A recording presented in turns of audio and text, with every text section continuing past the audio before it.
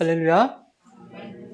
하나님 아버지와 예수 그리스도로부터 오는 은혜와 평강이 이 시간 여러분 가운데 함께 하시기를 예수님의 이름으로 축원합니다. 아멘. 오늘은 제발 복을 받으세요 라는 제목으로 이렇게 붙여봤습니다. 제목을 어떻게 붙여야 될까 고민하다가 그냥 제발 좀 복들 좀 받읍시다 이런 의미에서 이렇게 제목을 붙여봤는데 좀 어색하기도 하고 그렇습니다. 오늘 제목에서 알 수 있듯이 오늘은 복에 관한 이야기를 좀 할 겁니다. 이 복이라는 주제는 이미 다룬 적이 있고요. 또 설교 가운데도 여러 번 제가 언급한 적이 있기 때문에 제가 여러분들에게 복이 무엇입니까? 물어보면 이제 우리 교인들은 복은 예수 그리스도입니다 라고 대답하실 수 있는 실력까지는 오셨을 겁니다. 그렇죠? 그렇죠? 예, 아멘입니다. 예, 수십 년을 우리가 신앙생활 하면서 찬양하라 복되신 구세주 예수 불러왔고 또 복의 근원 강림하사 이렇게 찬양하지 않았습니까? 예, 그렇게 찬송을 불러댔던 성도들이라고 하는 사람들이요. 이 복이 뭔지 아직도 정확히 알지 못하고 또한 정확한 복을 가르치지도 않는 오늘날 그 교회 현실 속에서 우리 예수 닮은 교회 성도들은 복은 바로 예수 그리스도십니다 라고 이렇게 고백하는 이 고백이 얼마나 귀한 고백인지 몰라요. 그래서 목사로서 엄지를 지켜 세워드리고 싶은 그런 마음이 저는 듭니다. 박수를 쳐드리고 싶어요. 많은 교인들이 그러지 못하거든요. 오늘 설교의 핵심, 바로 예수 그리스도께서 우리의 복이시다 라고 하는 진리를 우리가 알고 있다면 사실 오늘 설교는 여기서 끝이 나도 돼요. 자, 그럼에도 불구하고 설교의 핵심을 제가 서두에 언급하면서까지 말씀을 전하는 이유는 우리의 복은 무엇인가? 라는 질문 속에 흐르고 있는 왜? 라고 하는 이유를 우리가 잊지 않아야 되기 때문입니다. 복은 예수 그리스도다 라는 이 명제가 우리에게 진리임이 확실하다면 도대체 왜? 라고 하는 원인과 이유 또한 우리 안에 분명하게 정리되어야 합니다. 당연한 것을 우리가 주장하면서도 그것이 왜 당연한지 그 원인과 이유를 우리가 모른다면 그 주장에는 깊이가 없죠. 설득력이 없게 되는 겁니다. 그런데 이 깊이가 없는 것은요, 항상 문제를 일으킵니다. 이를테면 이런 거예요. 여러분, 밥은 먹는 것이잖아요? 밥은 먹는 것인데, 그런데 그것을 왜 먹고 있는지 모르는 것과 같아요. 먹지 않으면 죽는다. 이 이유를 모르면 밥이 먹는 것이라는 그 지식은 나에게 있을지 모르겠으나 밥이 존재하는 이유에 합당한 행위, 즉 먹는 행위라는 것이 결여되게 돼 있어요. 그것이 결여되면 먹는다는 즐거움을 우리가 경험하기가 힘들어질 수도 있겠다 하는 겁니다. 그런데 이 먹는다는 행위의 근본적인 즐거움이라는 것은 단순히 이거 맛있네 맛없네 이건 내 입에 맞네 내 입에 안 맞네 이런 차원이 아니라는 거예요. 생명을 유지하는 즐거움이 바로 먹는 즐거움의 근본인 거예요. 우리 신앙생활도 마찬가지입니다. 예수님이 우리에게 복으로 오셨어요. 생명의 양식으로 오셨습니다. 우리는 그 양식을 먹어야 산다라고 말하지 않습니까? 그런데 그 양식을 먹을 때 이상하게 내 입맛에 맞지 않을 때가 참 많습니다. 예수 그리스도라고 이 복음이라고 하는 양식은 내 입맛에 맞지 않는 경우가 참 많아요. 절제, 용서, 정직, 겸손 이런 필수 영양소들은 우리 입에 왜 그렇게 쓴지는 모르겠어요. 정말 쓰디쓰단 말이죠. 반대로 무례함과 욕심, 교만과 자기 자랑, 이기심 이런 불량식품들은 입에 참 답니다. 그렇다고 해서 내 입맛에 맞는 그런 달콤한 것들만 찾아서 왕창 먹으면 어떻게 되겠습니까? 병에 걸리는 거예요. 죽게 되는 겁니다, 여러분. 성도에게 있어서 양식을 먹는 즐거움이라는 것은 뭐예요? 내가 원하는 내 입맛을 찾아서 먹는 즐거움이 아니라 그것을 먹어야 생명을 얻을 수 있다는 그 영생에 대한 즐거움이다 하는 것입니다. 그것이 먹는 즐거움이에요. 그런가 하면 깊이가 없으면 균형이 무너져요. 밸런스가 파괴됩니다. 지난주에 제가 아내와 곰탕을 아주 맛있게 먹었습니다. 곰탕이 간이 되어 있지 않잖아요. 그냥 나오잖아요. 간이 안 된 곰탕에는 여러분 소금을 넣어야 제맛이지 않습니까? 네. 그런데 같은 흰색이라고 해서 설탕 넣으면 곰탕이 잡탕이 되는 거예요. 맛이 없습니다. 그 맛을 한번 상상해 보세요. 그 곰탕을 누가 먹고 싶겠습니까? 설탕이 아무리 달콤한 것이어도 곰탕에는 반드시 소금이 필요한 법입니다. 예수라는 양식이 성도들을 뭐라고 부르셨냐면요. 너희가 세상의 소금이다 라고 부르셨어요. 너희는 소금이 되어라 라고 말씀하지 않으셨습니다. 소금이다 라고 부르셨어요. 예수라는 곰탕에는 성도라는 소금이 어울리는 법이에요. 그래서 예수님은 곰탕을 대하는 성도들이 소금 간으로 살기를 원하시는 거예요. 설탕이 아니기를 바라시는 거예요. 그런데 주님, 소금 너무 짭니다. 소금은 따갑고 쓰라립니다. 해감 같은 거 할 때 힘들어 하잖아요, 걔네들이. 미꾸라지한테 소금 쳐보세요. 난리가 나잖아요. 너무 쓰라립니다. 우리 그냥 설탕이 될래요. 라고 말한다면 여러분, 그는 이미 짠맛을 잃어버린 거예요. 짠맛을 잃은 것은 더 이상 소금이 아닌 것이죠. 그것은 쓰레기입니다, 쓰레기. 그래서 소금 아닌 존재는 주님이 어떻게 하라고 하십니까? 밖에 던져서 사람들에게 밟히게 하라고 말씀하세요. 자, 말씀 한번 읽어볼까요? 마태복음 5장 13절입니다. 너희는 세상의 소금이니 소금이 만일 그 맛을 잃으면 무엇으로 짜게 하리요? 후에는 아무 쓸데없어 다만 밖에 버려져 사람에게 밟힐 뿐이니라. 소금이 맛을 잃으면 이렇게 된다는 거예요. 자, 마태복음 7장도 우리 같이 읽어보겠습니다. 나더러 주여 주여 하는 자마다 다 천국에 들어갈 것이 아니요 다만 하늘에 계신 내 아버지의 뜻대로 행하는 자라야 들어가리라. 그날에 많은 사람이 나더러 이르되 주여 주여 우리가 주의 이름으로 선지자 노릇하며 주의 이름으로 귀신을 쫓아내며 주의 이름으로 많은 권능을 행하지 아니하였나이까 하리니 그때 내가 그들에게 밝히 말하되 내가 너희를 도무지 알지 못하니 불법을 행하는 자들아 내게서 떠나. 아멘. 여러분, 주님이 말씀하시는 불법이 뭔지 아시겠습니까? 주님이 말씀하시는 불법. 내 아버지의 뜻은 너희가 소금으로 존재하는 것인데 주여 주여 주님 불러가면서 주님 우리가 흰색으로 살지 않았습니까? 색깔 똑같지 않습니까? 오히려 달콤한 맛을 내면서 살지 않았습니까? 라고 주장하는 것을 그것은 주님은 불법이다 라고 하시는 거예요. 여러분, 그래서 아버지의 뜻이 뭔지에 대한 이해가 없고 깊이가 없으면 인간은 불법을 행하게 돼 있습니다. 그 불법의 결국은 어떻게 됩니까? 사망이에요. 불법을 행하는 자들아 내게서 떠나가라. 내처짐을 당한다 그 말입니다. 마태복음 22장에 여러분 잘 아시는 혼인잔치의 비유가 나와요. 임금이 보니까요 예복을 입지 않은 한 사람이 거기에 앉아있는 거예요. 소금도 아닌 놈이 나도 초청받아서 왔습니다 라고 그 자리를 탁 차지하고 앉아있는 거예요. 그때 임금이 말하기를 그 손발을 묶어 바깥 어두운 데에 갖다 버려라 그래요. 내던져라 그러신단 말이에요. 얘는 소금이 아니니까 밖에 던져버리라는 거예요. 거기서 슬피 울며 이를 갈게 되리라. 마태복음 25장에 달란트 비유가 나옵니다. 마찬가지예요. 한 달란트를 땅에 묻었던 종이 있습니다. 이 종이 나름의 생각이 있었다고요. 이거 묻어놓으면 최소한 이거 없어지지 않지 않겠냐 이거예요. 그러나 주인이 달란트를 맡기신 그 이유를 그는 정확히 알지 못하고 있었어요. 그 사람에게도 주인이 주신 달란트를 대하는 나름의 방식과 나름의 이유가 있었어요. 그러나 그 이해도가 너무 얕았던 거예요. 주인이 나중에 돌아와서 결산을 하는데 그 종을 뭐라고 부르셨습니까, 여러분? 어떤 종? 무익한 종이라고 부르셨어요. 무익한 종은 곰탕의 간을 맞출 수 없는 존재인 거예요. 짠맛이 아닌 존재. 너는 소금 아니라는 거예요. 너는 쓰레기. 그럼 어떻게 돼요? 소금이 아닌 자에게 내려지는 선고가 어떻게 되는지 한번 보십시오. 마태복음 25장 30절입니다. 이 무익한 종을 어두운 데로 내쫓으라. 거기서 슬피 울며 이를 갈리라 하시니라. 아멘.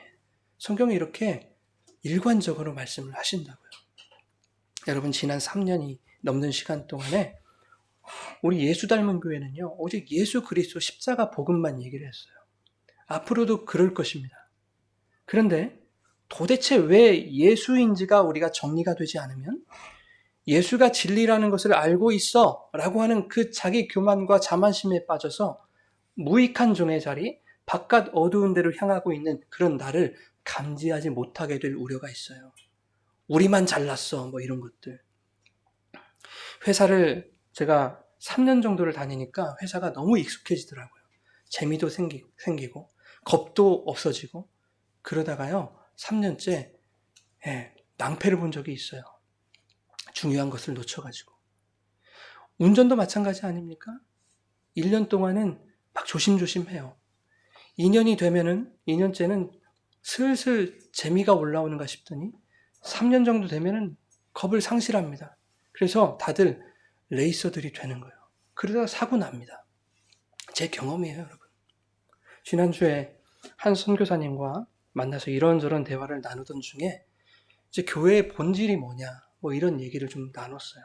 그러면서 제 안에 드는 생각이 뭐냐면 만 3년을 지나가는 우리 예수 닮은 교회가 본질이라는 것에 너무 익숙해져서 그 본질이 본질일 수밖에 없게 하는 정확한 그 이유를 모르고 무익한 자리로 흘러갈 수도 있겠다라는 그런 우려가 들었어요. 그렇게 되면 안 되겠다. 그래서 우리에게 너무나 익숙한 주제, 이 복이라는 주제를 다시 한번 짚어보는 것 대단히 중요하겠다. 이런 생각을 한번 해봤습니다. 여러분, 인간은요, 참 이 복이라는 걸 좋아합니다. 어렸을 때 기억을 떠올려 보면요, 할아버지 댁 대청마루 이 기둥이 있잖아요. 거기 보면 이제 어른 돼서 아는 거예요. 그게 복자였구나. 한문으로 복 써 있잖아요. 근데 거기만 써 있는 게 아니에요. 숟가락에 봐도 복, 젓가락에 봐도 복. 아이, 그 얇은 젓가락에 어떻게 복을 써놨는지요. 거기 복, 방석에도 복, 밥 뚜껑에도 복, 할아버지 자전거 그 안장에도 복이 써 있어요. 안장에 달린 그 술에도 복복복복이 달려 있어요. 이렇게 여기저기 복을 새겨 넣은 것. 왜 그럴까요, 여러분? 복에 대해 목말라 있는 사람들이 그것으로 대리 만족을 얻고 싶은 거예요. 왠지 그렇게 함으로써 복이 찾아올 것 같은 기복적인 믿음이 반영되고 있다 하는 겁니다. 그런데 안타까운 것은 그러한 세상적인 복에 대한 개념이 우리 그리스도인들에게까지 여과 없이 당연한 것으로 인식되고 있습니다. 오늘날 교회에서 그래요. 오히려 세상 사람들보다 그리스도인들에게서 그들의 인생의 복이 차지하는 비중이 대단히 크단 말이에요. 세상 사람들도 복을 좋아합니다. 그런데 이 교회 다니는 사람은 더 좋아해요. 세상의 복도 우리가 다 가져야 되고 예수 믿는 신앙으로 얻어지는 복도 우리가 다 얻어야 되고. 그러니까 세상이 볼 때는 도둑놈들인 거예요, 사실. 신앙의 목적이 복을 얻기 위한 것이 되어버렸어요. 이 개신교가 복을 얻어내기 위한 수단이 되어버린 거예요. 그런데 여러분 좀 이상하지 않으세요, 제 말이? 교회는 원래 복을 얻는 곳 아닙니까? 맞아요, 여러분. 교회는 복을 얻는 곳이에요. 다만 교회와 성도가 추구해야 할 복과 성도들이 기대하는 복이 너무나 다르다는 거예요, 여러분. 성도들이 세상적인 복을 추구하고 있다는 거예요. 교회에서 추구해야 될 복이 아니라. 여러분, 예수 믿고 복을 받자라고 생각하는 그 사람들의 대부분이 기대하는 복은 세상이 말하는 개념에서의 복일 가능성이 커요.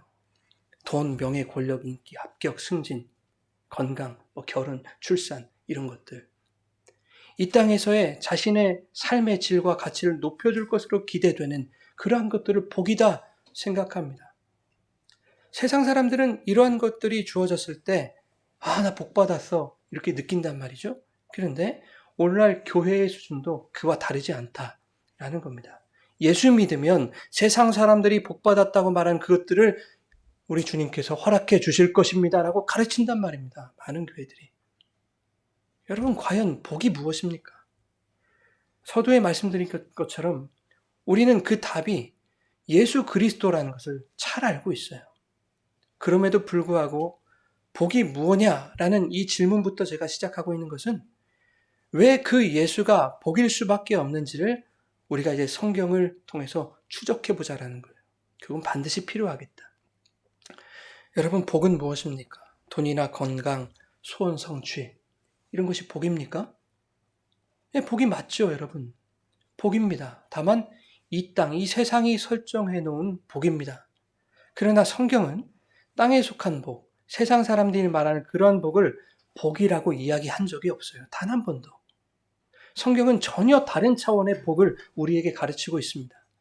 그러면 성경에서는 과연 복이라는 것을 어떻게 설명하고 있는가? 우리가 그거 한번 살펴보자 이겁니다. 성경에서 최초로 복을 다룬 구절이 창세기 1장 22절입니다. 우리 같이 한번 읽어볼까요? 하나님이 그들에게 복을 주시며 이르시되 번성하며 여러 바닷물에 충만하라 땅에 번성하라 하시니라. 아멘. 17장 16절로 같이 읽겠습니다. 내가 그에게 복을 주어 그가 내게 아들을 낳아주게 하며 내가 그에게 복을 주어 그를 여러 민족의 어머니가 되게 하라. 자, 이 말씀들을 살펴보니까요. 구약에서는 이 복이라는 것을 어떻게 설명합니까? 생육하고 번성하고 자녀를 얻고 민족을 이루는 것 등등으로 설명을 해놨어요. 이 외에도 구약 성경은 땅이나 가축, 장수하는 것 이런 것들을 복이라고 설명을 합니다. 오늘날 세상이 복이라고 생각하는 것들과 비슷한 그런 세상적인 가치들로 구약 성경도 복을 설명하더라 그 말이에요. 그런데 왜 유독 개신교만 이러한 것들을 복으로 지향하면 안 되는가? 여러분 의문이 들지 않으세요?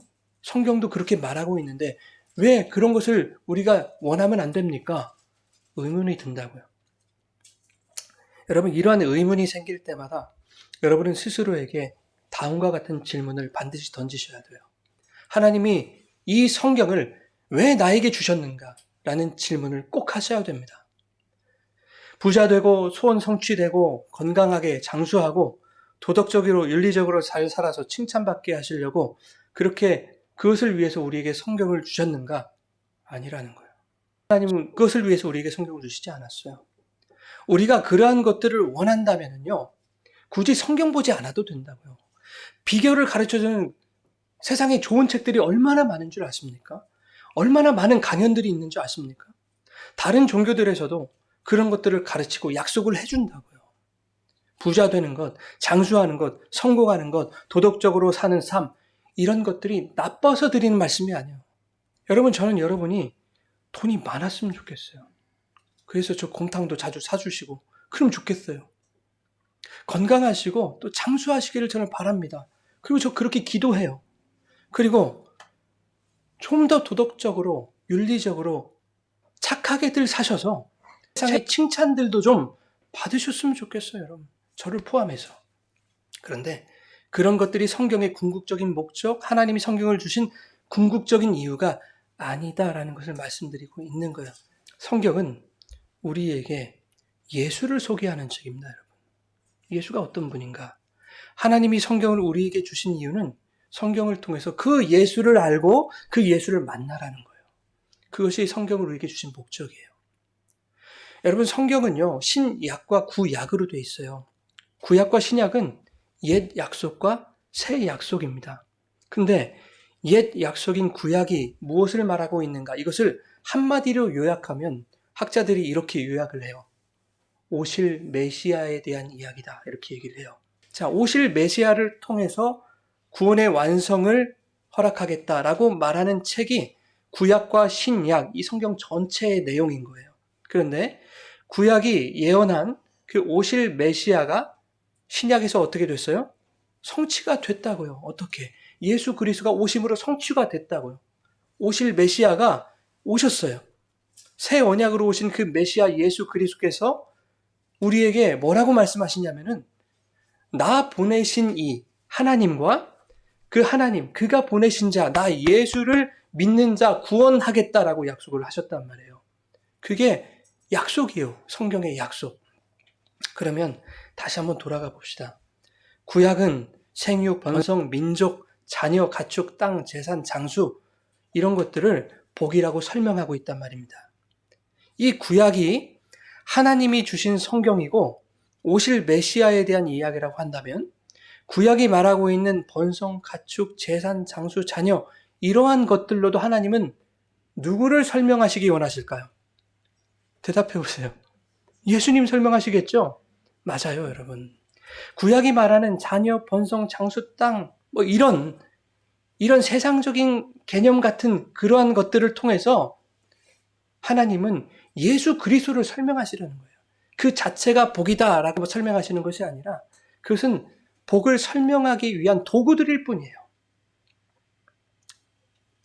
구약시대에는 복이신 예수님이 아직 이 땅에 오시지 않았기 때문에 하나님은 사람들이 이해할 수 있는 세상적인 가치나 물질들, 그런 어떤 상황들로서 그들에게 복이 주어졌는지 아닌지를 설명하실 수밖에 없었던 거예요. 자녀가 주어지고 또 땅을 얻고 전쟁에서 승리하고 하면 그것이 그에게는 구원받았다는 확증으로 다가오는 거예요. 사실 구약의 선진들이 주목했던 것은요, 정작 땅을 받고 자녀를 얻는 그 자체에 주목하지 않았습니다. 그것이 나에게 주어짐으로 인해서 내가, 내 가문이, 내 민족이 하나님의 백성이 맞구나를 확증받는 것, 그것이 그들의 주된 관심사였다 하는 거예요. 여러분, 구약과 신약을 관통하는 복은 내가 하나님의 백성이라는 확증을 받는 거예요. 그 확증은 무엇에 대한 확증입니까? 구원에 대한 확증이라고요? 그런데 이 구원만큼 큰 복이 어디 있냐고요, 여러분. 그리고 그 구원이 누구로 말미암습니까? 구약이 말씀하고 있는 오실 메시아, 그 예수 그리스도로 말미암는 것이 이 구원이라고요, 여러분. 그를 믿는 믿음을 통해 우리에게 선물로 주신 것이 바로 구원입니다. 그러므로 성도에게 있어서 복은 오직 예수 그리스도밖에 없는 거예요. 성경에서 사용하는 이 복이라는 표현이 몇 가지 있어요. 그런데 오늘 두 가지를 한번 살펴보려고 합니다. 첫째는 바라크, 메레카라고도 하는데 바라크라고 하는 복이에요. 우리에게 가장 일반적으로 알려진 복입니다. 이 복은 인간의 의지와는 상관없이 하나님이 주시는 무조건적인 복이에요. 불가항력적인 복.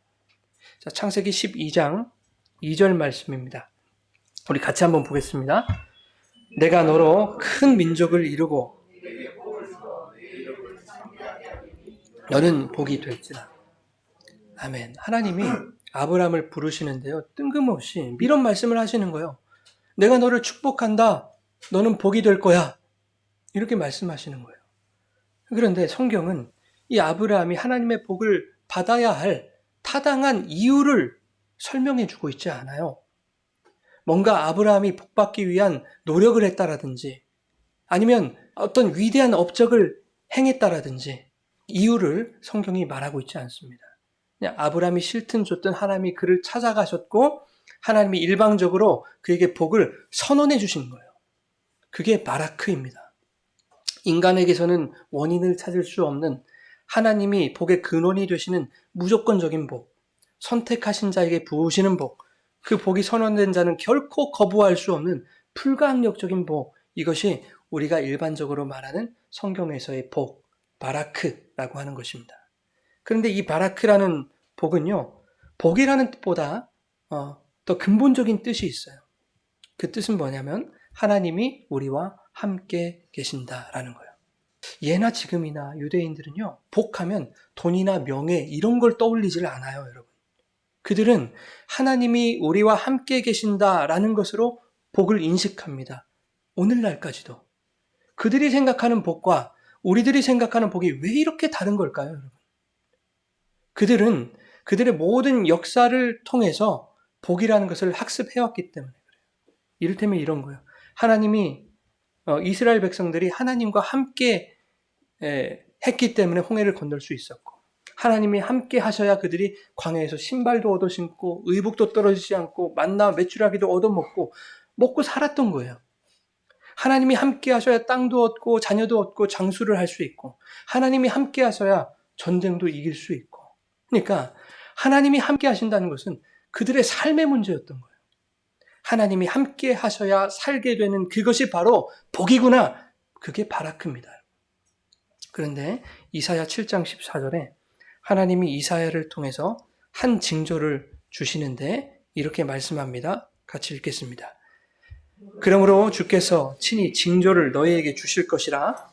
보라, 처녀가 잉태하여 아들을 낳을 것이요 그의 이름을 임마누엘이라 하리라.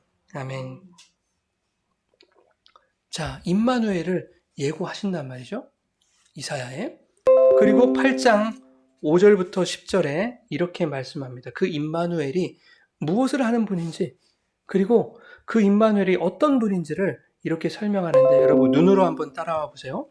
여호와께서 다시 내게 말씀하여 이르시되 이 백성이 천천히 흐르는 실로아물을 버리고 르신과 르말리아의 아들을 기뻐하느니라. 그러므로 주 내가 흉용하고 창일한 큰 하수 곧 아수르 왕과 그의 모든 위력으로 그들을 뒤덮을 것이라. 그 모든 골짜기에 차고 모든 언덕에 넘쳐 흘러 유다에 들어와서 가득하여 목에까지 미치리라. 임마누엘이여 그가 펴는 날개가 내 땅에 가득하리라 하셨느니라. 너희 민족들아 함성을 질러보아라. 그러나 끝내 패망하리라. 너희 먼 나라 백성들아 들을지니라. 너희 허리를 동이라. 그러나 끝내 패망하리라.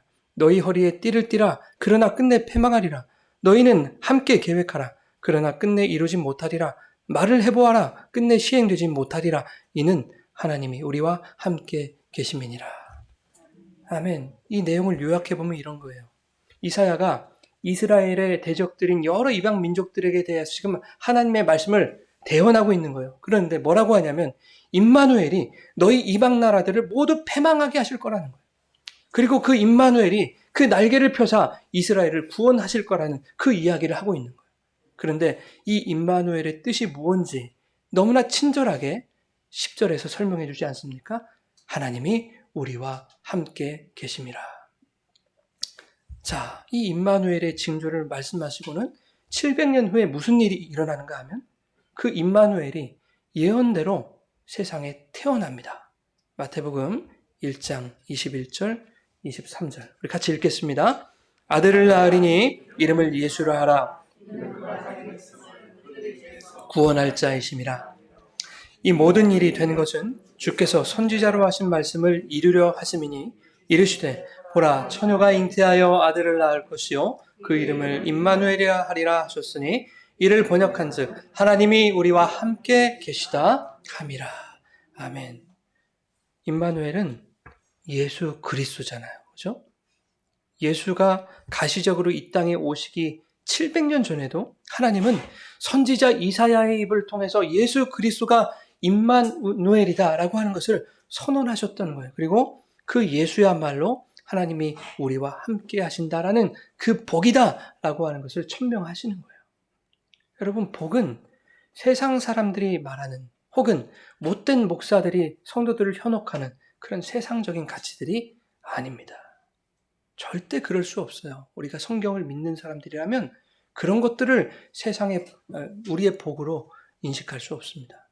하나님이 우리와 함께 하신다. 임마누엘, 이 예수 그리스도가 바로 우리의 복이신 줄 여러분 믿으시고 굳게 붙드시기 바랍니다. 성경에서 복을 표현하는 단어가 또 있어요. 아샤르라고 하는 단어입니다. 아슈레이라고 하는데 이 복은 말씀의 순종함으로 나타나게 되는 복을 말합니다. 주님을 경외하는 삶을 우리가 살아갈 때 주어지는 복이에요. 그러면 자, 택하신 백성들에게 주시는 이 무조건적인 복, 불가항력적인 복이 있다고 했죠. 이런 바라크라는 복이 있고 성도가 어떻게 살아가는가에 따라서 주시는 복, 아샤르라고 하는 이 복이 있다는 말인데 그럼 여러분 또 의문이 생기지 않습니까? 전자를 택하신 백성들에 대한 구원이라고 한다면 후자는 신앙생활 잘했을 때 주어지는 그 상들, 우리가 생각하는 그 상들, 물질의 복, 건강의 복, 출세의 복, 뭐 이런 것들이라고 생각되지 않으십니까? 그런데 그렇지 않다는 거예요. 아샤르라고 하는 이 복은 주님의 말씀대로 살았을 때 주어지는 행복을 말합니다. 그런데 이 행복이 어떤 행복인지 우리가 잘 아셔야 돼요. 이제 그거 한번 살펴보겠습니다. 시편 1편 보면 복 있는 사람 이야기가 나오죠. 같이 한번 읽겠습니다. 악인의 꾀를 따르지 아니하며 오만한 자들의 자리에 앉지 아니하고 즐거워하여 그 율법을 주야로 묵상하는도다. 아멘. 복 있는 사람은 이렇게 시작하죠. 시편 1편에서 말씀하고 있는 이 복이 바로 아샤르라고 하는 단어입니다. 시편 1편 1절을 히브리어 의미에 가깝게 이렇게 해석을 하면 이렇게 시작돼요. 그 사람은 복이 있다라고 말씀을 시작하는 거예요. 다시 해석하면 그 사람은 행복하다라고 말씀을 시작하면서 시편 1편 말씀을 이어가고 있는데 그러면 그 사람이 왜 행복할까라는 것을 우리가 여기서 보셔야 되는 거예요. 돈이 많이 주어서 행복합니까? 땅이 많아서 행복합니까? 건강을 주셔서 행복합니까? 출세하게 해주셨기 때문에 행복합니까? 성경은 전혀 그렇게 말하고 있지 않아요. 우리 2절 다시 한번 읽겠습니다. 오직 여호와의 율법을 즐거워하여 그의 율법을 주야로 묵상하는도다. 아멘. 오직 여호와의 율법을 즐거워하여 그의 율법을 주야로 묵상하는 삶을 사는 것이 행복한 거예요, 여러분. 주님의 말씀을 읽고 읊조리고 묵상하는 것이 너무너무 행복하고 좋은 거예요. 말씀이 좋고 그 말씀을 묵상하는 것이 행복하니 그들의 삶이 어떻게 되는가 하냐면 악인의 꾀를 따르지 않고 죄인의 길에 서지 않고 오만한 자들의 자리에 앉지 않게 되더라. 이것은요, 당연한 신앙의 원리인 거예요. 예수를 잘 믿고 그 신앙에 의해서 은혜 받은 사람들은 이렇게 잘 살아가게 돼 있는 거예요. 죄, 악, 오만한 자리에 가지 않게 돼 있는 거예요. 악인의 꾀를 따르지 않고 죄인의 길에 서지 않고 오만한 자들의 자리에 앉지 않았기 때문에 그에 대한 보상으로 행복이라는 것이 주어진 것이 아니란 얘기예요, 여러분. 여러분, 칼로리가 높은 음식을 칼로리 폭탄이라고 하더라고요. 요즘에 뭐 그런 영상들이 많이 나오는데 어떤 요리사가 방송에서 칼로리 폭탄 그 음식을 만들면서 이렇게 표현을 하더라고요. 여러분, 제가 여러분에게 이제 못된 맛을 선보이겠습니다. 그래요. 못된 맛. 그런데 이 맛은 한번 보게 되면 절대 끊을 수 없는 치명적이고 매력적인 맛일 겁니다. 이렇게 말하는 거예요. 사람들이 그것을 먹고는요, 세상에서 이렇게 맛있는 게 없다는 거예요. 너무 맛있다고. 그 못된 맛이 맛있대요. 그런데 한 여성 출연자가 한마디 했어요. 맛은 정말 좋은데, 정말 맛있는데, 이거 먹으면 얼마 못 살겠네요. 그래요. 그거 계속 먹으면 죽는 거예요, 여러분. 음식을 먹는 궁극적인 즐거움이 여러분 뭐라고 했습니까? 그것을 먹어야 사는 거예요. 생명을 얻는 즐거움. 말씀을 읽고 주야로 묵상하는 것은 못된 맛을 포기하고 거절하는 것이기 때문에 여러분 맛이 없어요. 악인의 꾀, 죄인의 길, 오만한 자리에서 오는 맛, 그 맛은 못된 맛이에요. 근데 이 못된 맛은 얼마나 자극적이고 매력적인지 몰라요. 그것을 맛보기 시작하면 끊기가 힘들어요, 여러분. 그런데 그것을 끊지 않으면 어떻게 돼요? 죽어요, 여러분. 주의 말씀을 묵상하는 인생이 복된 인생, 행복한 삶이라는 것은 생명을 얻는 행복, 영생의 복이라는 뜻이에요. 이렇게 아시아르의 복, 행복한 삶을 살아가는 자들에게 나타나는 이제 현상들이 있습니다. 그것이 뭐냐 하면 이제 시편 1편 3절에 이렇게 얘기하고 있어요. 시냇가에 심은 나무가 철을 따라 열매를 맺고 그 잎사귀가 마르지 않음 같다. 그가 하는 모든 일이 형통하리로다. 이렇게 말씀한다고요. 여기서 또 성도들은 의문이 드는 거예요. 자, 봐라. 복받은 사람은 만사가 형통하는 법이다. 철마다 열매를 맺는다고 하지 않냐. 잎사귀가 마르지 않는다고 하지 않냐. 그런데 여러분 잘 보십시오. 시냇가에 심은 나무가 열매를 맺기까지는 그 나무에게 수많은 일들이 일어나는 거예요. 뜨거운 태양빛도 견뎌내야 되고 온갖 병충해의 공격도 다 참아내야 되는 거예요. 태풍에 쓰러질 위기도 버텨내야 되고 또 오랜 기간을 기다리고 인내해야 되는 것입니다. 열매가 맺힐 그날을 기대하고 소망하면서 묵묵히 시냇가에 뿌리를 박고 있어야 되는 거예요. 보고 싶은 것이 많지만 다른 곳에 눈을 돌리지 않고 가보고 싶은 곳이 많지만 시냇가를 묵묵히 지켜야 되는 것입니다. 그래야 열매를 맺을 수 있어요. 열매가 맺히기까지의 과정은 순탄함이나 평탄함이 아닙니다. 오히려 고통을 겪어내고 인내해야만 하는 인고의 과정의 결과가 열매 맺음이에요, 여러분. 성경은 그것이 형통이라고 말하고 있습니다. 여러분, 성경은요, 요셉이라고 하는 사람을 형통한 자로 소개하고 있어요.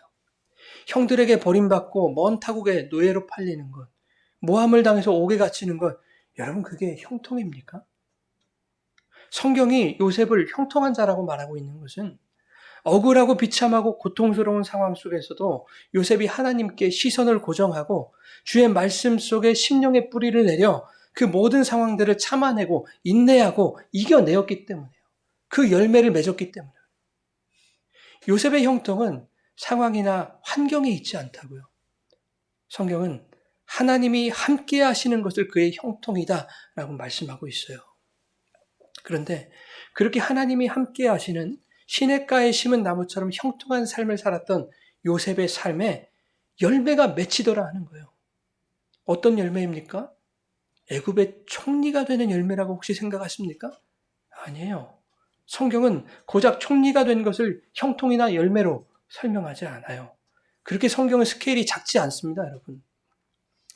바로 요셉을 통해서 그의 형제들과 많은 백성들이 살게 되는 구원의 열매가 맺혔다고 얘기하는 거예요.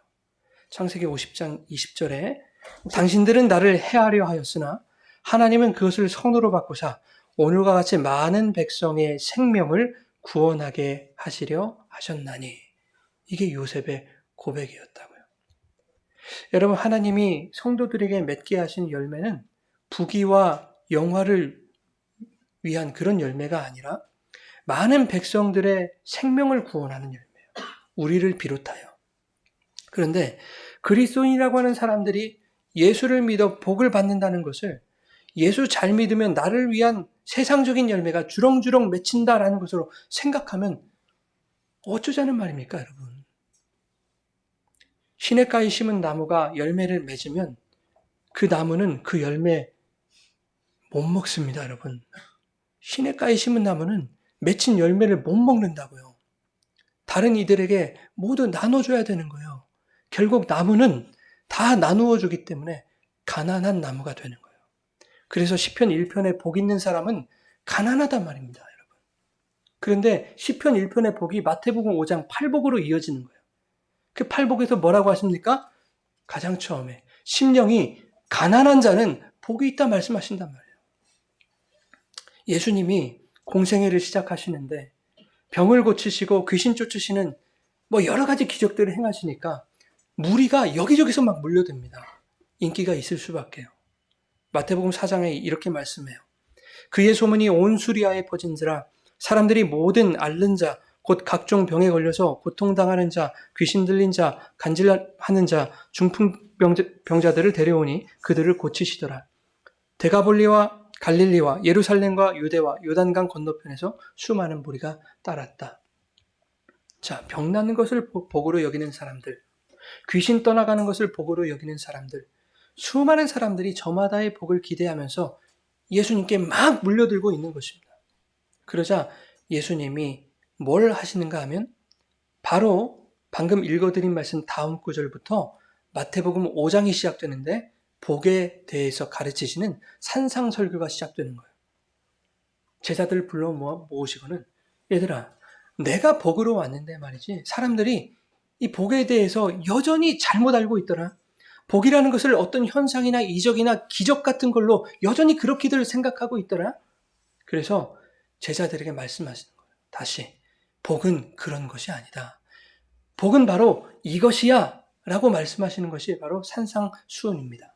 그런데 그 산상수훈의 처음이 뭐라고 했습니까? 심령이 가난한 자는 복이 있다 말씀하시는 거예요. 여러분, 가난한 것이 복일 수 있습니까? 부자 되는 것이 복이잖아요. 애통하는 것이 복이 될 수 있습니까? 아니요. 날마다 기쁘고 재밌는 것이 그게 복이죠. 줄이고 목마른 것이 복입니까, 여러분? 아니잖아요. 등 따시고 배불러야 그게 복이죠. 의를 위해서 박해를 받는 것이 복입니까? 아니에요. 불의를 저질러도 그에 대한 대가를 피해가는 게 세상의 복이라고요, 여러분. 세상이 말하는 복은 다 그런 것들이에요. 그런데 예수님은 가난하고 애통하고 줄이고 핍박받는 것, 그것을 복으로 설명하고 계신다. 어떻게 그럴 수 있냐는 말이에요. 심령이 가난한 자는 복이 있나니 천국이 그들의 것이라고 말씀하시는데 천국을 주시기 위해서 천국의 주인 자리를 버리시고 이 땅에 내려오셔서 가난한 분이 되신 분이 누구냐는 말이에요. 여러분 생각해 보세요. 그분이 누구예요? 예수님이세요. 애통하는 자는 복이 있나니 그들이 위로를 받는다는데 이 땅에 참된 위로를 주시기 위해서 겟세마네에서 십자가에서 애통의 눈물을 흘리신 분이 누구냐는 말이에요. 예수 그리스도예요. 온유한 자는 복이 있나니 그들이 땅을 기업으로 받을 것이다 라고 말씀하는데 약속의 땅을 기업으로 주시기 위해서 온유하실 수 있는 분이 누구입니까? 여기서 이 온유라고 하는 단어는 프라우스라고 하는 단어인데요. 따뜻하고 온화한 성품, 그런 것을 말하는 단어가 아니에요. 가난한 것, 겸손하고 낮은 것, 조롱받는 것, 고통당하는 것, 압제당하는 것, 이런 모든 뜻이 함축된 단어가 바로 프라우스, 온유라고 하는 말이에요. 심령의 가난함과 애통함과 줄이고 목마르고 핍박받는 이 모든 뜻이 함축된 것이 바로 온유입니다. 그러면 그 온유는 누구의 온유예요? 예수님의 온유예요. 의에 줄인 자, 긍휼히 여기는 자, 마음이 청결한 자, 화평케 하는 자, 의를 위하여 박해받는 자, 누구입니까? 예수예요. 바로 그 예수 그리스도를 말하는 거예요. 그분이 복이다. 이것이 팔복입니다, 여러분. 이렇게 팔복을 통해서 복이 뭔지를 설명하시고는 바로 이어서 오늘 본문을 이렇게 이어가시는 거예요. 마태복음 5장 11절, 12절 우리 같이 읽겠습니다. 나로 말미암아 너희를 욕하고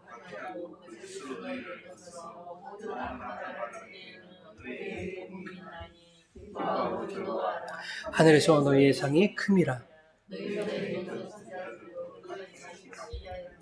너희 전에 있던 선지자들도 이같이 박해하였느니라. 가난하고 애통하고 박해받는 그런 나 예수가 복이었듯이 나로 말미암아 나와 동일한 그것들을 겪는 너희도 복이 있다 말씀하시는 거예요. 너희 전에 있던 선지자들도 다 그와 같았느니라. 무슨 말이에요? 즉 구약에서 설명하는 복도 이 복과 동일했느니라. 그러니 예수 안에 있으면 너희는 이 복을 이미 소유한 자들이다 라고 하는 것입니다. 그런데 그 복이 어떤 복입니까? 위로를 받고 기업을 얻고 영원히 배부리고 긍휼히 여김을 받고 하나님을 보게 될 것이고 하나님의 아들이라 일컬음을 받게 되는 그것. 이 모든 것을 종합하면 그게 뭐예요? 천국입니다, 여러분. 천국. 그 천국이 너희들의 것인데 그 천국은 또 누구죠? 예수 그리스도잖아요. 나 예수가 그 천국이 이미 너희에게 왔다. 성경이 말씀하시지 않습니까? 구약 본문 말씀 우리 한번 읽겠습니다. 시편 73편 25절부터입니다. 하늘에서는 주 외에 누가 내게 있으리요? 땅에서는 주밖에 내가 사모할 리 없나이다. 내 육체와 마음은 쇠약하나 하나님은 내 마음의 반석이시요 영원한 분기지시라. 무릇 주를 멀리하는 자는 망하리니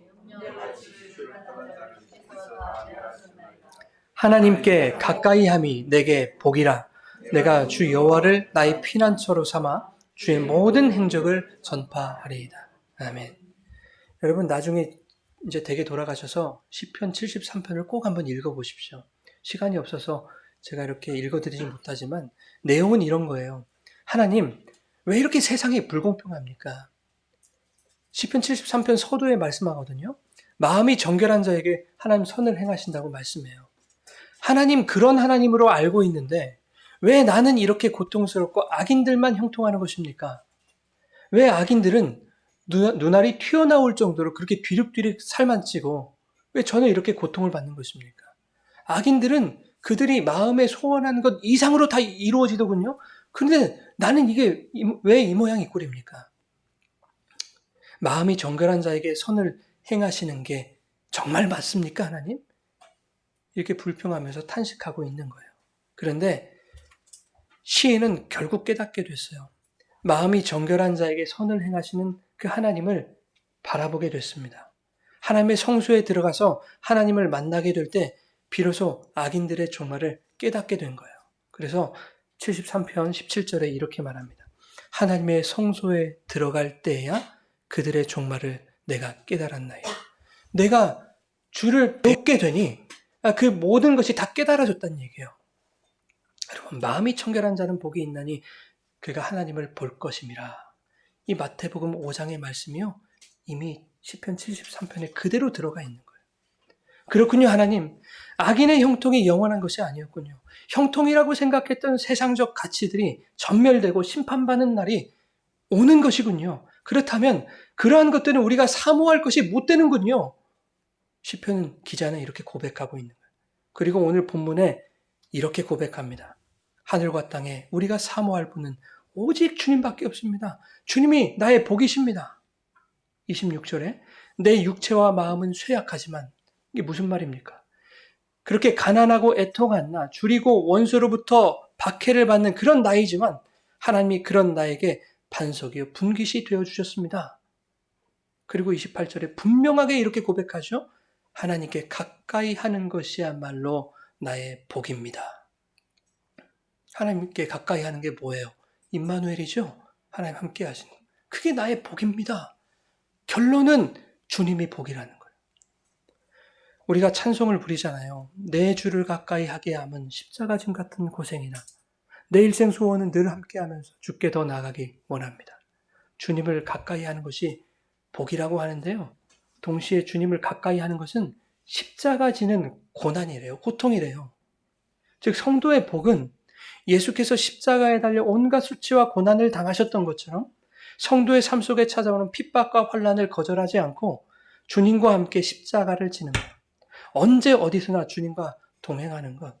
예수를 믿는 나의 신앙 때문에 세상의 욕을 얻어먹고 핍박을 받는 것, 그것을 즐거워하는 것, 이것이 성도의 복인 줄 믿으시기 바랍니다.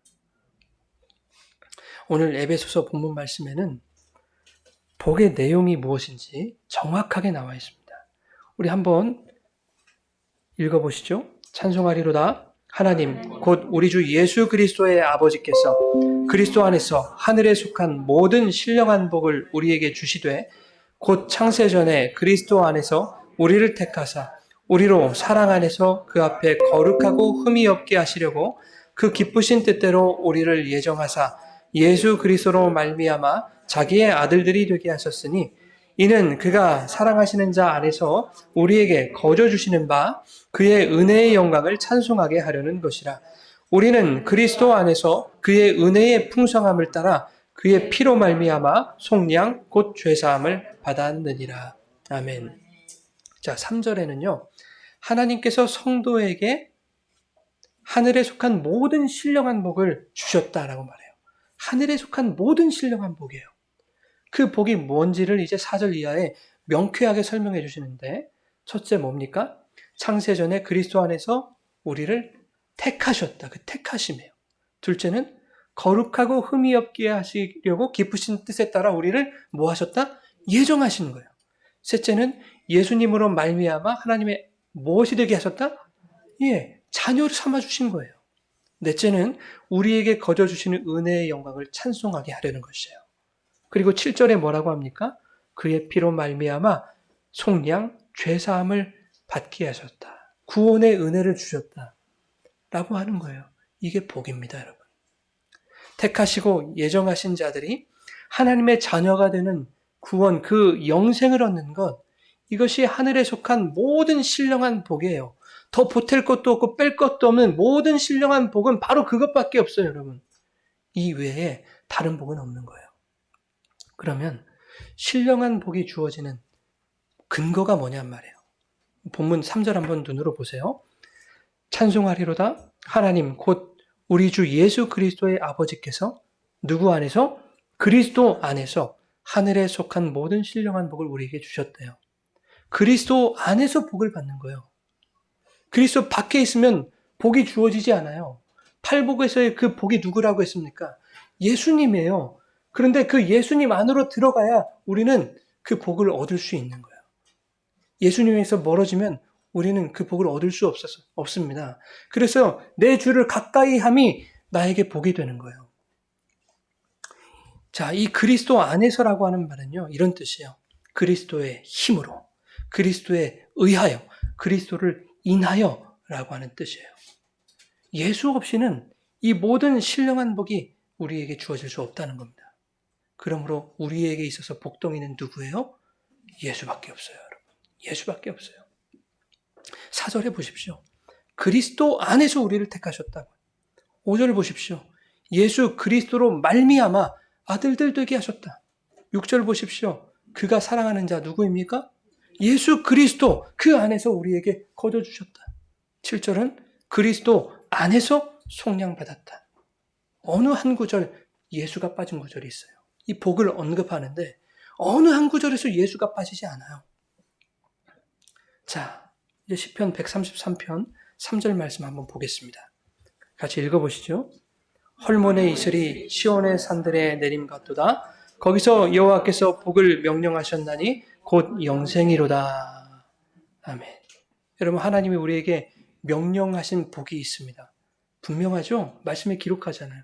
그런데 그 복은 오직 영생밖에 없어요. 주님이 우리에게 명령하신 복은 영생이더라. 그런데 그 영생은 오직 누구로 말미암아? 예수 그리스도 말미암아 우리에게 주시는 구원의 은혜이다. 그래서 시편 16편 1절 2절에 이렇게 말해요. 같이 읽겠습니다. 하나님이여 나를 지켜주소서. 내가 주께 피하나이다. 내가 여호와께 아뢰되 주는 나의 주님이시오니 주 밖에는 나의 복이 없다 하였네. 주 밖에는 나의 복이 없는 것이요. 우리의 복은 예수 그리스도입니다. 말씀이 이렇게 명확하게 밝히고 있는 한 이것은 그 누구도 부인할 수 없는 거예요. 거짓말할 수도 없는 거예요. 여러분. 이렇게 확실하게 말씀하고 있는데 어떻게 다른 복을 교회가 말할 수 있단 말입니까?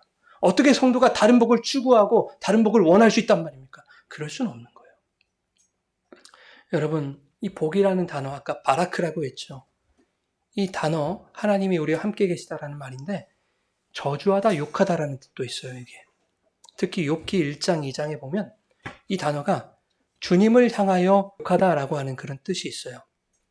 욥기 2장에 욥이 악창에 걸리잖아요. 그래서 기와장으로 뻑뻑 긁고 있는데 그의 아내가 뭐라고 합니까? 차라리 하나님을 욕하고 죽어버리시오. 이렇게 말한다고요. 거기서 하나님을 욕하다라는 단어가 바라크, 복이라는 단어예요. 이게 무슨 의미입니까, 여러분? 하나님은 우리에게 바라크, 하나의 복을 주시는 거예요. 예수님이 단 한 분으로 이 땅에 단 한 분의 구원자로 오셨듯이 복도 하나로만 오는 거예요. 어떤 이는 그 예수를 바라보며 우리의 구원자로 보지만 어떤 사람들은 그 예수에 걸려 넘어진다니까요. 그 예수는 구원자가 될 수 없는 거예요, 그들에게는. 하나님은 바라크라는 하나의 복으로 우리에게 주셨어요. 그런데 그 속에는 세상 사람들의 눈으로 볼 때는 저주 같은 것들이 보여요. 그러니까 복과 저주가 함께 있는 거예요. 동면의 양면처럼. 어떤 사람들은 그것을 복으로 보는데 어떤 사람들은 저주로 보는 거예요. 하나님이 주신 복을. 세상 사람들이 보기에는 고난과 실패는 분명히 저주이잖아요. 그런데 성도의 삶 속에 실패와 고난이 찾아올 때 성도는 그 또한 나의 구원을 위해 허락하신 하나님의 복으로 여기더라 하는 것입니다. 세상이 저주라고 생각하는 그것이 성도에게는 복이 되더라 하는 것입니다. 그러나 세상 사람들은 그러한 복받은 성도들을 보면서 비웃는 거예요. 욥의 아내처럼. 야, 그게 무슨 복이냐고. 그러면서도 하나님 믿을 거냐고. 야, 그건 복이 아니라 저주라고. 차라리 하나님을 욕하고 죽으라고. 그렇게 욕하고 비난하고 조롱하는 거예요, 세상은. 그런데 그런 세상은 곧 심판받을 거예요, 여러분. 압살롬이 반역을 했잖아요. 그래서 다윗이 예루살렘을 떠나서 이제 피신을 하는데 무비보셋 누군지 아시죠? 사울의 손자였잖아요. 근데 이 무비보셋의 종 시바라고 하는 사람이 떡과 포도주 뭐 여러 가지 막 바리바리 싸가지고 나귀에 실어서 피난 가고 있는 다윗을 찾아갑니다. 다윗으로서는 얼마나 반가운 일이에요. 야, 그래도 이 시바가 욕 같습니다만 나를 응원하러 왔구나. 근데 보니까 시바의 주인이 없는 거야. 누구? 무비보셋이 없는 거예요. 내가 그 은혜를 줬건만, 내가 죽이지 않고 나의 상에서 밥을 먹을 수 있는 그 영광을 허락했건만 그 무비보셋이 보이지 않는 거예요. 야, 무비보셋은 왜 안 왔냐? 물어보니까 시바가 대답하기를 무비보셋이 왕의 자리를 넘보고 있습니다 라는 식으로 모함을 해버립니다. 그러자 다윗이 무비보셋에게 줬던 땅들 있잖아요. 옛 사울 왕의 그 모든 재산들을 무비보셋에게 다 줬었다고요. 그런데 시바야, 그거 다 네가 해. 너 가져. 시바에게 다 줬어요. 나중에 압살롬이 패하고 다윗이 예루살렘으로 들어오는데요. 이제 무비보셋과 만나게 되지요. 다윗이 물어봅니다. 야, 너 그때 왜 나한테 안 왔어? 너 왜 나 배반한 거야? 무비보셋이 대답합니다. 저 시바에게 속아서 그런 거예요. 모함을 당했습니다. 그리고 한마디 덧붙여. 그러나 왕이 처분하십시오. 왕의 처분대로 하십시오. 구질구질하게 변명하지 않아요. 무비보셋은 사울 가문이었던 자신이 죽어야 할 운명이었지만은 다윗이 살려주신 것, 다윗 왕의 은혜로 왕의 상에서 함께 음식을 먹게 하셨던 그것만으로도 좋겠던 거예요. 그것만으로도 감사했던 거예요. 그러니 왕이시여, 판단은 왕이 하시고 처분도 왕이 내리십시오. 저는 따르겠습니다. 이거예요. 다윗이 시바와 밭을 나누라고 해요. 시바에게 다 줬잖아요. 근데 시바와 반반 나눠 반띵해 그렇게 무비보셋에게 얘기를 하자. 무비보셋이 이렇게 말합니다. 왕이시여, 저는 그거 필요 없습니다. 시바에게 다 주십시오. 왕께서 평안히 왕궁으로 돌아오시게 된 것만으로 전 족합니다. 무비보셋에게는 오직 다윗 왕만 보이는 거예요, 여러분. 그 왕이 그의 전부였던 거예요. 그 왕이 그에게 힘이었던 거예요. 그 왕이 그에게 복이었던 거예요, 여러분. 모함을 받아도 괜찮은 거예요. 오해가 풀리지 않아도 괜찮은 겁니다. 재산을 다 빼앗겨도 심지어 그 왕이 나를 죽인다 하더라도 나는 괜찮은 거예요. 왜? 그 왕이 나의 복이니까. 왕이시여, 내 왕이 평안히 돌아오셨으니 나는 그것으로 족합니다. 제 딸이 엄마 품을 떠나서 잠을 안 잤어요. 그런데 만 6살도 안 됐지만 우리 나이로는 이제 7살이잖아요. 7살이 되니까 이제 아빠 품에서 자는 걸 더 좋아해요. 오늘도 아빠랑 잔다고 막 그러고 교회 못 가게 하려고 그러는 건지 모르겠지만 아무튼 그래요. 평소에는 뽀뽀를 하려고 그러면요 막 도망다니고 조금 이슬만 스쳐도 막 닦고 막 난리를 쳐요. 그런데 밤에 불을 꺼놓고 이렇게 둘이 누워있으면 아빠 얼굴에 볼을 막 갖다 부벼대고 아빠 귓볼을 만지고 아빠 머리를 막 쓰다듬으면서 우리 아빠 귀엽다 우리 아빠 귀엽다 뭐 이렇게 예뻐해줘요. 저를. 우리 딸이 저를 참 예뻐해주세요. 그렇게. 예, 여러분 그 순간순간이요 저에게는 얼마나 큰 기쁨이고 감동이겠어요. 잊고 싶지 않은 그 감동. 하루는 아침에 눈을 떴는데 우리 아이가 저를 빤히 보고 있는 거예요. 자주 그렇게 봐줘요. 아침에 이렇게 봐줘요. 근데 그날따라 뭐라고 하는가 하니까 아빠를 바라보는 것이 내 에너지야 그래요. 감격스럽잖아요, 여러분. 그래서 물어봤어요. 지연아, 에너지가 뭔 줄 알아? 에너지가 무슨 뜻인 줄 알아? 응, 알지. 물 마시면 시원해지는 거, 창고에 배터리를 가득 쌓아놓는 거, 이렇게 얘기를 해요. 에너지는 물 마시면 시원해지는 거예요. 시원한 물을 마시고, 야, 시원하다! 하는 게 에너지래요. 창고에 배터리를 가득가득 쌓아놓는 건, 그게 에너지래요. 힘이래요. 그런데 아빠를 보는 게 자기 힘이라는 거예요. 얼마나 감격이 되든지 여러분. 주님도 우리에게 이러한 고백을 듣고 싶으시겠다. 이런 마음이 들었어요. 그래서 주님께 고백했습니다. 그리고 이 시간 저와 여러분이 함께 고백하고 싶은 것은 주님을 바라보는 것이 우리의 에너지입니다. 하늘 위에 주님 밖에는 바라볼 리가 없습니다. 사모할 리가 없습니다. 주님이 나의 복이십니다. 주님이 나의 힘이십니다. 주님이 우리 인생의 배터리이십니다. 여러분 이렇게 고백되시기를 간절히 축원합니다. 여러분 우리가 이 세상을 살아갈 때 감당하기 힘든 일들이 찾아올 거거든요. 세상이 우리에게 저주라고 말할 법한 일들이 우리에게 다가옵니다. 너희들에게 복이 어디 있느냐고 세상에 그렇게 조롱할 거예요. 차라리 욕을 해라 라고 할 것입니다. 그러나 주님을 바라보지 못하는 그들은 그게 복인지 알 길이 없는 거죠. 그들의 눈에 보이는 것은 저주겠지만 주님을 바라보는 우리에게는 그 자체가 이미 복되신 주님께서 임마누엘 해주시는 은혜인 것입니다. 주님을 바라보며 그분을 복으로 삼는 저와 여러분에게는 주께서 반드시 그 세상을 이길 힘을 넉넉히 주실 것입니다. 여러분 우리 주님이 우리의 힘이십니다. 우리의 에너지십니다. 주님만이 우리의 복이십니다. 이것을 붙들고 나갈 때 마지막 날 주님께서 세상의 복을 자랑하며 조롱하던 그 세상, 그 원수의 목전에서 향기로운 기름과 맛난 밥상을 우리에게 내려주실 것입니다.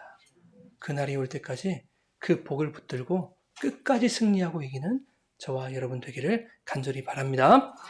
우리